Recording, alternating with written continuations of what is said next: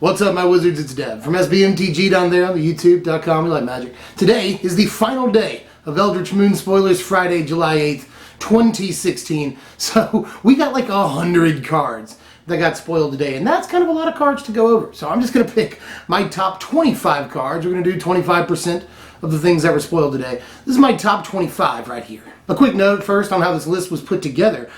This is all stuff that I personally like, first and foremost, but it's also stuff that's not just good in limited, although a lot of it will be good in limited. It's also stuff that I think may have actual real main deck pro magic potential. And it's also, especially, you know, the first 10 or 15 cards, stuff that I think has budget deck potential. And the only other note before we get started is that I'm not going to be reading out the cards today, because that would add on like another 10 minutes, and who wants that? So let's go ahead and get to it. Here's where we actually start the list though. Number 25 of the cards spoiled today, at least, is Blood Briar. I just really like the look. I like the cut of its jib, you know what I mean?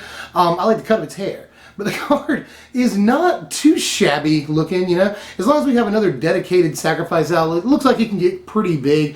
But again, just budget deck potential. I don't see this seeing like any actual standard play. It's just a cool, like, it caught my eye, you know? And I figured it'd be a good one to start the list. It's a pretty unique card that could theoretically get pretty big. Here's another thing that could theoretically get big. It's actually kind of similar and would work fairly well with the last card. This right here is Lilias Elite, and I'm not, again, really sure of the standard playability, but in budget decks, I could definitely see this being a thing. And I will point out that, like, when I started playing Magic, we had Lurgoyf from Ice Age, and that's very reminiscent, except that card was considered really, really good. And this card costs less, is more splashable, super similar, you know? It's just like, the days of Lurgoyf being amazing are gone, but just seeing this and it being comparable to a card I used to love kind of caught my eye. But also, again, this card could get reasonably large. My number 23 is Clearshot, which is pretty darn good instant speed green removal that also provides a buff. There's nothing not to like about this card. I mean, 3 mana, you make a case that that's bad, but like Ruinous Path costs 3 mana and that's sorcery speed. Although Ruinous Path is like better. It takes out Planeswalkers, has Awaken, all of that. So I do not mind this card though, because it's sort of a better fight mechanic than we normally see. You know, Rabid Bite was reminiscent of this, but this is, you know, just as good, maybe better than Rabid Bite. I really like the buff on it, so really wanted to point it out. And the fact that it's instant speed is phenomenal. Here's 3 good cards. We've got 3 red combat tricks here, basically, and I just wanted to show them to you all at the same time. So numbers 22, 21, and 20 are Borrowed Hostility, Abandoned Reason, and Distemper the Blood. Borrowed Hostility is the one that catches my eye least here, but it definitely goes along with Titan Strength fairly well. You know, it'll probably replace Titan Strength once that card's out of the format, but right now it's just like copies 5 through 8 of Titan Strength effectively, and it'll probably go somewhat well in these like Storm Chaser Mage decks, so that doesn't look terrible.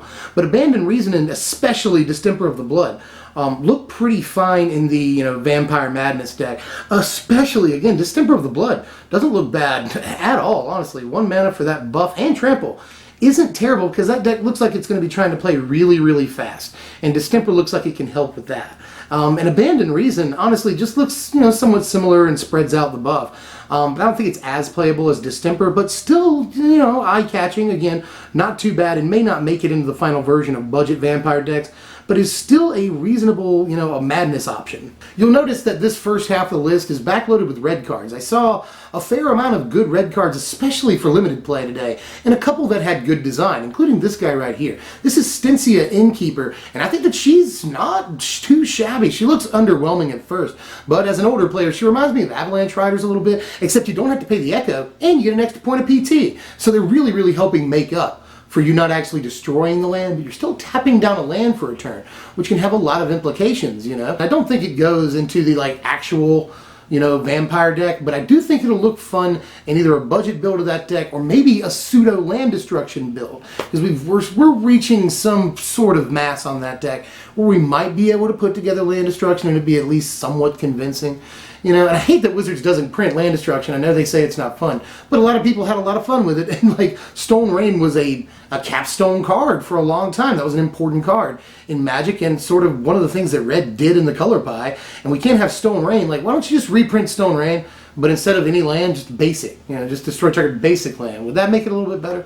I just want LD back. And this is the closest thing we get to sort of Ponzi in this entire set. So I'm a fan of the card. I'm not sure how good it is, but I am a fan. Here's another one like that. Number 18 is Shreds of Sanity. And it doesn't look amazing or anything, but there's a couple of things to point out about the card. It could go in the sort of red-blue instance deck, whether that's a Storm Chaser Mage deck or a Thing in the Ice deck with maybe Chaos Reveler. This could go fairly well in that. 3 mana is kind of a lot, but the effect is really nice. You get back 2 cards. It's not quite card advantage, unless you can get something with Madness off with this, in which case it's pretty darn good card advantage. And I like the way it's worded in that you get the 2 cards back from your graveyard, and then you discard a card. So you can pick something up with Madness that's in your graveyard, and then discard a card and get the Madness on it. That's not bad either. My number 17 is Foul Emissary. I like that first ability kind of a lot. I hate that it's just in the 1/1 body.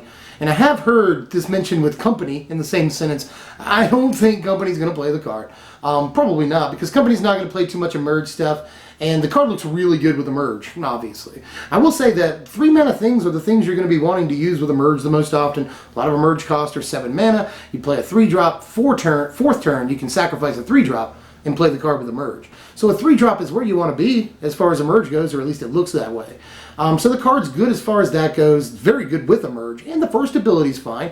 So I like a lot about it, but I'm just not really sure where it slots in. It's just that a card like this just has so much text and 2 relevant abilities on it, may see play somewhere. My number 16 is Waxing Moon, which a lot of Wolves players have asked for more or less expressly this card. I like the speed on it. I like that it just also gives your dudes trample.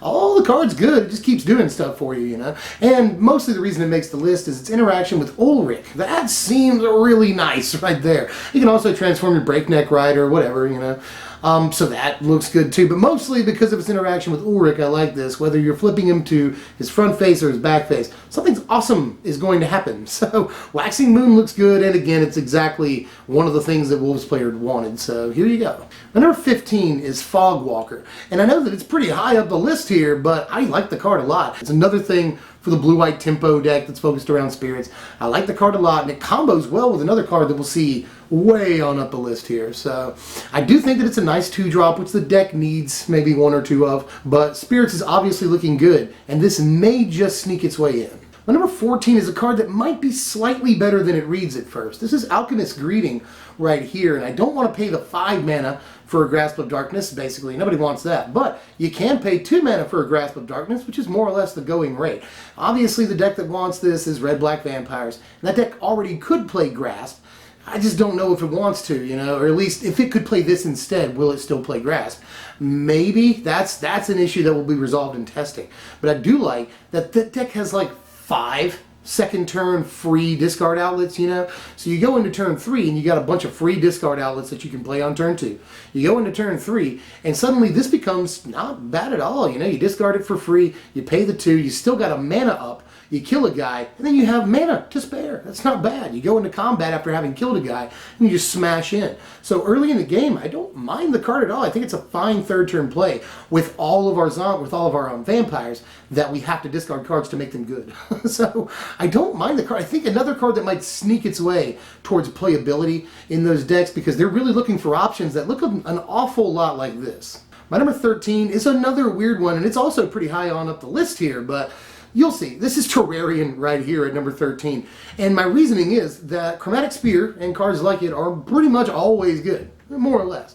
The big problem here is that this one enters the battlefield tapped, which sucks. That kind of sucks. But it can fuel Delirium in this format. It's always good to have extra artifacts that can do that. We'll see what we get when Kaladesh gets here, because there'll probably be a lot of Artifice in that set. But for right now, this isn't too bad. Cards like this usually serve some sort of function. It depends on the rest of the meta at the time. And I'm not sure what we've got in the meta that this really helps out, other than Delirium. But all I'm saying is that historically, cards like this are usually very good. My number 12 is Vampire Cutthroat. I know, a weird 1-drop all the way up the list like this. I actually think this serves a very important purpose. I think that the Red-Black Vampires deck really needed another solid 1-drop creature. And this doesn't look super solid when you first read it, but it's really good when buffs are applied. And a lot of there's a lot of cards in Vampires that buff, Condemned, Drana, a couple of other things even. So, Olivia can buff things. So after a buff or 2, this card is actually pretty impressive for just the 1 mana. mana. And that deck really needed another playable 1-drop. And this may replace Insolent Neonate, if you were even playing Neonate to begin with, honestly. So this card may replace it, especially considering that deck looks like it just wants to be as fast as possible, and you gotta play 1-drops if that's what you're trying to achieve. So the card looks okay to me, and gotta point this out, really good 1-drop for like a budget Odric deck. This card could really be good in Odric. My number 11, and we're about to be in the top 10 here, my number 11 is Primal Druid right here, and I think the card is a little bit more impressive, again, than it reads at first, you know. For ramp decks, this is something you can play early, go up the board, get a couple of blocks in, and eventually chump block, and get ramp out of it. That seems actually pretty good. I mean, it's not going to be super often that you get the ramp the same turn cycle that you play the card. And your opponent's going to not want to remove this sometimes, which is actually kind of good for us. You know, if they're not swinging in with 3-power dudes, that seems pretty good on our end, especially in a ramp deck, because either way, whether they deter from swinging and we can help our life total stay the same, or if this dies and we get ramp out of it, we've done the thing we want to do. So the card just looks really good in these ramp decks. I'm not sure it quite makes it or not, but I am a fan. Let's get into the top 10 here. This is where we start hitting some pretty good stuff. First thing, though, is Scourge the Laboratory, which I think is very, very borderline standard playable, to be honest. Again, blue wants instant speed, card draw that gives it card advantage. That's exactly what this is. And although Delirium may be tough for blue decks to pull off, not totally sure, actually. But if they do pull off Delirium, this is just a ridiculous card. 4 mana for 3 cards at instant speed is just an amazing refill, and it's great card advantage. And even if you end up playing this for the full cost at the end of your opponent's turn, you still haven't gotten completely gypped. 3 cards is always good, card advantage is nice, and the fact that you did it at the EOT is also good because you get to untap right away. So I think this card might be, at least for the time being, what those control decks are looking for as far as a refill goes. My number 9 is Savage Alliance. Don't overlook this. A lot of people are overlooking this card. I actually think that it's a really interesting piece of sideboard tech against a good bit of the format right now. Not only will Trample help you out against the big tokens boards and white aggro boards and such, Trample's not bad, but also dealing a damage to everything is pretty darn nice too against the tokens build. That's not bad. Or against the white aggro build. A lot of their creatures have the 1 toughness. That's cool. And the other option, just dealing 2 to a guy, not bad either. So, I mean, I could see taking out a 2 toughness creature and then killing like 2 other guys in white aggro for 4 mana. That's not bad, man. And again, against tokens, it's good. So I just see this as interesting sideboard tech against 2 of the more popular decks in the format. I wouldn't sleep on this. It's not terrible. My number 8 is Desperate Sentry right here. This is just cool. This is another kind of card that I like. It's like a sort of a beefed up Doom Traveler. Doom Traveler, though, a creature that when it dies you get a better creature. This is the same thing. When it dies you get a better creature. But I just like the card so much, and it's reminiscent of Doom Traveler, a card that I absolutely adore. But I wanted it to take sort of a place of prominence on the list. I just really like the design. And again, I like that unlike Doom Traveler, this thing can be a respectable creature in its own right. My number 7 is a weird one, but I do like the card. This is Prying Questions right here. And a lot of people, again, have maybe written this one off, but I'm a big fan. First of all, Red Black Burn is kind of shaping up. We got Incendiary Flow. We saw this. We have Alms of the Vein. It might be at least fun to build a sort of red-black budget, burn deck. This is the fun part. It's stapled onto a Chittering Rats effect. And that's always a really, really annoying effect, It basically feels like they won't get to draw a card next turn. You put them back a turn in some way. I've always really, really liked this effect. It's always super annoying for our opponent. And they just threw 3 damage on there. So I actually think the card is interesting, although, usually something like, this sort of tempo play is in decks that aren't trying to go super fast. But, the 3 damage indicates a deck that's trying to go pretty fast. So I'm not really sure. The card looks really weird, but it does 2 things that I really, really like. My number 6 is Thermo Alchemist. Again, I just love cards like this, sort of a Gelectrode effect, although this one's really, really cheap. 2 mana for this is fan-freaking-tastic, and notice that it's each opponent. That's really cool that it's each opponent on a commander board. But I even like to try this in Standard, again, in the blue-red spells deck. This looks like it could do a fair amount of damage over the course of a couple of turns if it stays out. Not a bad 2-drop at all, I love things like this, and this one looks pretty pushed. If you ask me, usually things like this are a little worse, I guess. But this is just good all around. I'm a fan. My number 5 is Thraben Standard Bearer. Surprised to see it all the way up here on the list. A couple of explanations. First of all, it compares with Cryptbreaker, a card I really like, although the creature typing and a lot of different things, the deck that it goes in no way makes the card as good as Cryptbreaker. Cryptbreaker, the deck that it goes in wants it really, really bad. I'm not sure as far as this one goes because I don't like discarding the card, but I will say that this will trigger Thalia's Lieutenant. That's pretty cool. If you're playing Militia Captain, this helps well with that. And the only thing I'll really say, the only thing I'll say aside from that, is that right now the white aggro deck and the red-white aggro deck plays Anointer of Champions as a 1-drop. And I feel like this is probably better than Anointer of Champions. Especially if you're packing Thalia's Lieutenant.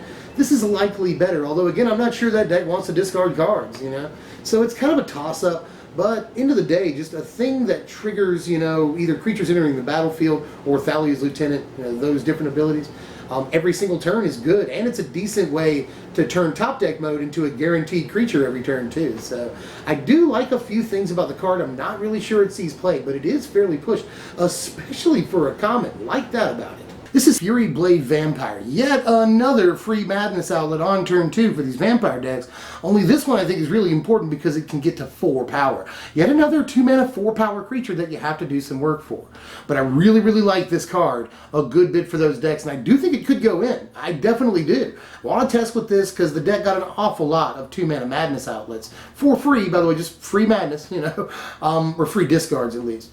But I think this one may be one of the more relevant ones. Don't sleep on it. It looks a little weird at first, but I definitely think just getting to 4 power on turns 3 and 4 for this thing, really, really good. Again, that deck looks like it's trying to play as fast as possible, and this goes a long way towards that. My number 3 is Impetuous Devils, the only rare that we saw all day, the final rare spoiled, and yeah, that means that there's uncommons better than this in my book at least, and some of the cards we've seen may actually be better than this. I just like the fact that this is, this is a rare, so it sort of occupies a higher place on the list, and is a very, very good card if you haven't noticed, by the way. Reminiscent, obviously, of Ball Lightning, but not quite as fast, and therefore not quite as good, because that's the whole point of Ball Lightning. But this does have a sort of removal clause stapled onto it, and note that you get to target the creature that they're going to block with. Like, that's the guy you're blocking with. They don't get to pick it, you get to. So that's also good, You can take out a guy and probably trample over for a few damage while you're at it. And even though this is a 4-drop and not a 3, like Ball Lightning was, that's really one of the main attractions of BL. But this, even though it's a 4-drop, still pretty fast, honestly, and can take out a dude, definitely, no matter what. So, big fan, actually, of this, and it could see play if Mono Red Aggro really tries to be a thing, but I don't think we've seen all the pieces for Mono Red Aggro. We might have to wait for Kaladesh on that one. But, the card does look like it could eventually go in a pretty strong Mono Red Aggro deck. My number 2 is Neville Gas Herald, which is that's a hell of a name. But this is not Pestermite. Note that it's not Pestermite. But it is really good as far as a fixed version goes, and it's got a really cool tribal ability on it in that anytime you play any other spirit at all, you can tap a guy down. That's really good, and this has flash, and it flies. Like, so many good things about this, and can really round out our curve well in a tempo deck. You can play it during their combat step, and it's basically a bounding Krasis in a lot of ways. That's cool. You can play it during their EOT, and then swing with it on your next turn. That's cool. Really, really good tempo play. In a lot of ways is this card, and it's almost definitely, certainly, no matter what, going to see play in that Spirits deck. That's actually why these last couple of cards are so far up the list, hey Igby, is that I think that they almost certainly definitely see play. And that's the same story with number 1 here. Number 1 is Hamlet Captain. Hamlet Captain, where's Macbeth Lieutenant? It's a dumb joke, but still, Hamlet Captain looks pretty freaking strong to me, and may replace Consul's Lieutenant in these green-white humans decks, because a lot of them are still playing Lieutenant. Although it could also play alongside Lieutenant, copies 5 through 8 or whatever of Lieutenant. So that's good too, but I know that this card, the worst thing about it is that when it attacks, sure, all your humans get the buffs, but this thing has a huge target on its back and could die. Now, I think that a lot of times you're only going to need 1, maybe 2, but the 1 buff is good enough. And that seems like a fantastic interaction too. I definitely think the card will see budget deck play, but I am super serial that it might see actual real green-white humans big boy standard play. So that's my top 25. The entire list is spoiled, though, for this set. So if you want to, I'll leave you a link to Mythic Spoiler in the description. You can go check out the rest of the set and see what's going on. But that's all the content we got for now, but there's a lot more coming up. Not only will I be doing the top 10 upcoming deck techs, like I always do, a video for that at the beginning of each standard. So look out for that, and tell me in the comment section of this video what decks you want to see most in the upcoming standard. So we're going to have deck techs coming up very, very shortly after that. I'm already brewing a couple of things up. Vampires and spirits mostly, but you know, I'm really just looking at spirits and really brewing vampires hard. But let me know what else you want to see, and I will get it out to you as quickly as possible. If you enjoyed this content, do the YouTube stuff, like it, share it, comment on it, want to know how you felt about this list, and I will see you guys next time. I'm Dev from SBMTG. Thanks for watching, my wizards.